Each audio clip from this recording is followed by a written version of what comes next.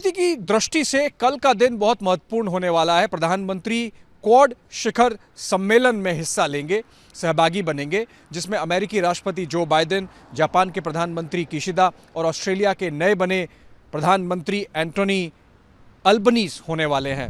चर्चा इस बात की होनी है कि पहले जो सितंबर के महीने में पिछले साल वाशिंगटन डीसी में सहमति बनी थी, उन पर क्या कार्य हुए हैं, क्या क्रियान्वयन हुआ है और उसके अलावा आगे कैसे क्वाड को ले जाया जाए, उसमें एक सिक्योरिटी कंपोनेंट किस तरह से लेके आया जाए। और उसका जो कारण है वो स्पष्ट है कि चीन ने पिछले कुछ महीनों में बहुत दादागिरी अपनी बढ़ाई है हिंद प्रशांत क्षेत्र में, लद्दाख से लेकर ओकिनावा आइलैंड्स में जो जापान को तंग करते हैं या ताइवान स्ट्रेट्स में अपनी हवाई रेड करते हैं, तो उसके बारे में चर्चा हो सकती है। तो वो बहुत महत्वपूर्ण हिस्सा होगा।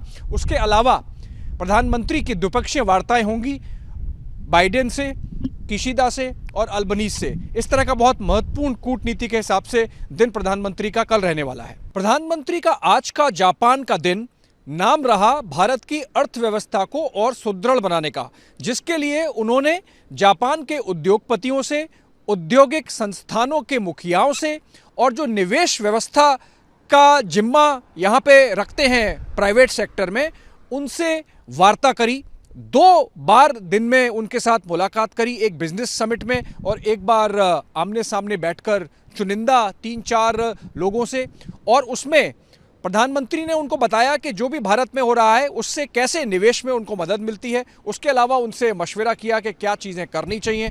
तो ये एक बहुत महत्वपूर्ण हिस्सा था। उसके अलावा प्रधानमंत्री IPEF में शिरकत करने गए, जो अमेरिकी राष्ट्रपति जो बाइडेन ने एक आर्थिक मामलों पर लेकर क्वाड के राष्ट्रों और इस हिंद प्रशांत क्षेत्र के अन्य राष्ट्रों के बीच में समन्वय के लिए बनाया है, जिसको इंडो पैसिफिक इकोनॉमिक फ्रेमवर्क कहते हैं। और अंत में प्रधानमंत्री ने अपना दिन खत्म किया भारतीय समुदाय को संबोधित करके। वो जब भी भारत के बाहर जाते हैं तो जो भी भारत के समुदाय के लोग होते हैं वहाँ उनको मिलते हैं, बात करते हैं और बताते हैं देश में क्या बदलाव हो रहा है, क्या विकास हो रहा है और कैसे भारतीय समुदाय उसमें सहभागी बन सकता है।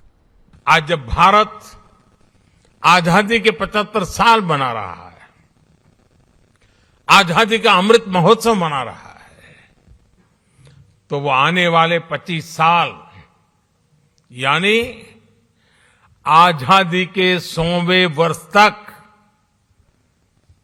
हिंदुस्तान को हमें कहां पहुंचाना है, किस ऊंचाई को प्राप्त करना है, विश्व में हमारे झंडा कहां कहां कैसे कैसे गाड़ना है, आज हिंदुस्तान उस रोड मैप तैयार करने पर लगा हुआ है।